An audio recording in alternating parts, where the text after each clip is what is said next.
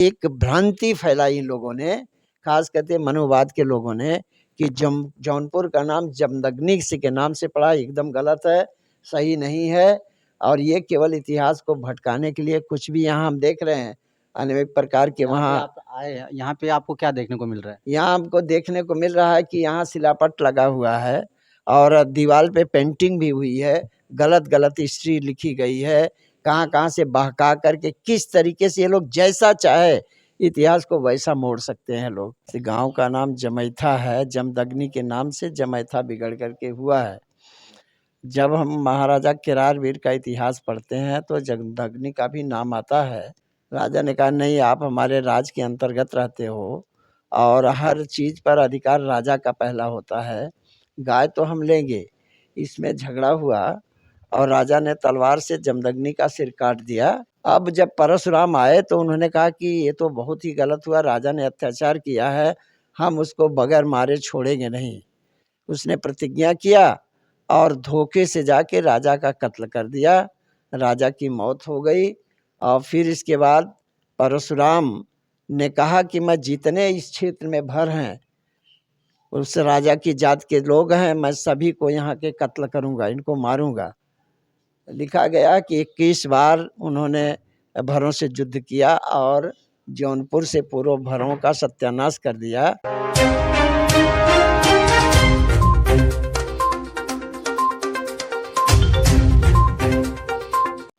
नमस्कार, मैं अखिलेश राजभर, आप देख रहे हैं राजभर एक्सप्रेस।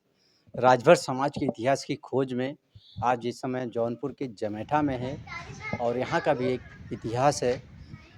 तो आइए जानते हैं यहाँ का क्या इतिहास है और क्या विशेषताएं यहाँ की इस मंदिर की। तो हमारे साथ MP राजभर जी हैं जो राजभर समाज के इतिहासकार हैं।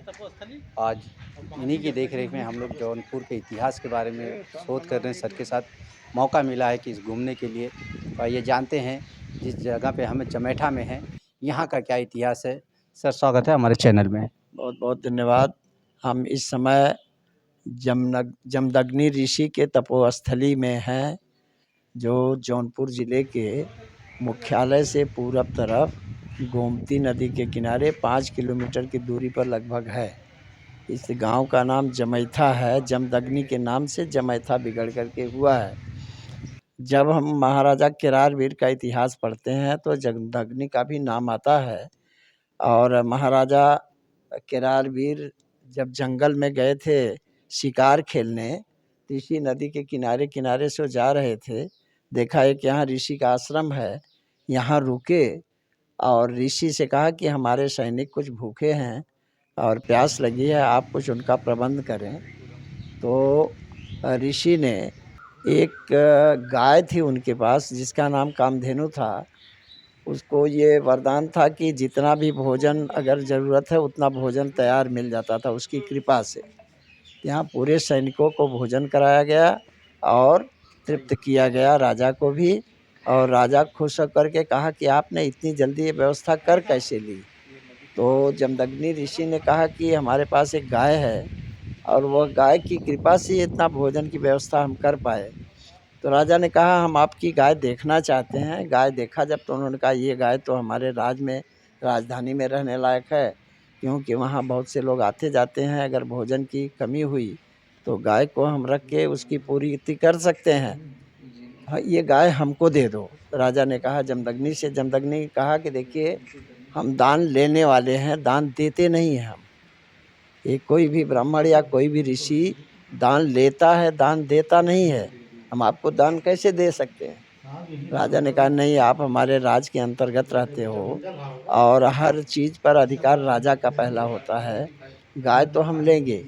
इसमें झगड़ा हुआ और राजा ने तलवार से जमदग्नि का सिर काट दिया और गाय लेके चले गए। जब परशुराम आए, उनके लड़के 5 लड़के थे जमदग्नि के और उनकी औरत का नाम रेणुका था। रेणुका था, छोटी थी, और रेणुका की बड़ी बहन थी, उसका नाम मनोरमा था। मनोरमा की शादी केरारवीर राजा से हुई थी। भर राजा केरारवीर से रेणुका मनोरमा की शादी हुई थी, तो दोनों सगी बहनें थी। अब जब परशुराम आए तो उन्होंने कहा कि ये तो बहुत ही गलत हुआ, राजा ने अत्याचार किया है, हम उसको बगैर मारे छोड़ेंगे नहीं। उसने प्रतिज्ञा किया और धोखे से जाके राजा का कत्ल कर दिया। राजा की मौत हो गई और फिर इसके बाद परशुराम ने कहा कि मैं जितने इस क्षेत्र में भर हैं, उस राजा की जात के लोग हैं, मैं सभी को यहाँ के कत्ल करूँगा, इनको मारूँगा। लिखा गया कि 21 बार उन्होंने भरों से युद्ध किया और जौनपुर से पूर्व भरों का सत्यानाश कर दिया। और कहीं-कहीं इनको क्षत्रिय लिखा गया है, लेकिन क्षत्रिय केवल अपभ्रंश है, वो भटकाने के लिए शुद्ध रूप से वो भर थे। और आज जनगणना हो जाए तो इस जौनपुर ज़िले में भर ज़्यादा हैं कि पंडित ज़्यादा हैं, ब्राह्मण ज़्यादा हैं या जमदग्नि ऋषि के कुल के लोग ज़्यादा हैं, वो पता चल जाएगा कि कौन समाप्त हुआ, कौन नहीं हुआ। तो ये स्थान देखने के लिए हम आए थे और स्थान हमने देखा, एकदम नदी के दक्षिणी किनारे पर बसा है, गोमती नदी के। और हम देख रहे हैं यहाँ भव्य स्थान है और ऐसा लगता है कि उबड़-खाबड़ है। बहुत समय पहले यह वास्तव में बहुत जंगली इलाका रहा होगा, पूरा जंगल से आच्छादित रहा होगा, पेड़ों से। तो स्थान तो बहुत अच्छा दिख रहा है। यहाँ रहते भी लोग हैं और यहाँ पूजा पाठ करते हैं जमदग्नि को। और जो एक भ्रांति फैलाई इन लोगों ने, खास करके मनुवाद के लोगों ने, कि जौनपुर का नाम जमदग्नि के नाम से पड़ा, एकदम गलत है, सही नहीं है। और ये केवल इतिहास को भटकाने के लिए कुछ भी यहाँ हम देख रहे हैं अनेक प्रकार के। वहाँ आप आए हैं, यहाँ पे आपको क्या देखने को मिल रहा है? यहाँ हमको देखने को मिल रहा है कि यहाँ शिलापट लगा हुआ है और दीवार पे पेंटिंग भी हुई है, गलत-गलत हिस्ट्री लिखी गई है, कहाँ-कहाँ से बहका करके किस तरीके से ये लोग जैसा चाहे इतिहास को वैसा मोड़ सकते हैं लोग। कनिंघम तो यहाँ नहीं आया था, ऐसा कोई रिपोर्ट नहीं मिलती कि जमैथा में आया था कनिंघम, लेकिन जौनपुर के किले पर आया था उसने और जौनपुर के विषय में काफ़ी लिखा हुआ है। तो हम इसलिए आए यहाँ कि माननीय उप मुख्यमंत्री उत्तर प्रदेश ब्रजेश पाठक जी अक्सर बोलते हैं कि हम परशुराम की औलाद हैं, हम जमदग्नि की औलाद हैं, हमने जब चाहा आतताइयों को समाप्त किया है। तो ये जमदग्नि ऋषि या कौन से आतताई को समाप्त किए? ये खुद ही जंगल में रहते थे, इनका कुछ नहीं था, उन्हीं के राजा के प्रजा थे ये। किरार वीर राजा, भर राजा किरार वीर की प्रजा थे जमदग्नि और परशुराम सारे लोग। और इतना वर होकर के बोलते हैं, केवल उनकी लेखनी बोलती है। ये इस तरह से नहीं चलेगा, बिल्कुल नहीं चलेगा। हर आदमी का अपना-अपना प्रेस्टीज होता है, अपनी-अपनी मर्यादा होती है, अपने-अपने वंश का, कुल का अपना मर्यादा होती है। दूसरे को छोटा करके, अपने को बड़ा करके इस तरह से लिखा जाए, ये बहुत ही गलत बात है, ये बर्दाश्त करने योग्य नहीं है। धन्यवाद। तो ये थे एमवी राजभर जी, जो इतिहास की खोज में जमैथा आए हुए हैं और उत्तर प्रदेश के उप मुख्यमंत्री ब्रजेश पाठक जी ने जो बयान दिया था लगभग 1 महीना पहले, आज उसी के बदौलत इतिहास की खोज एमवी राजभर जी के माध्यम से हो रही है और जगह-जगह हम लोग जाके आए हैं। ये हमारा वीडियो आपको कैसा लगा ज़रूर कमेंट बॉक्स में बताएँ। आपकी नज़र में क्या इतिहास है, कमेंट बॉक्स में ज़रूर बताइएगा कि जो इतिहास यहाँ पे दिखाया गया, जो सर ने बताया, आपकी उस पे क्या राय है?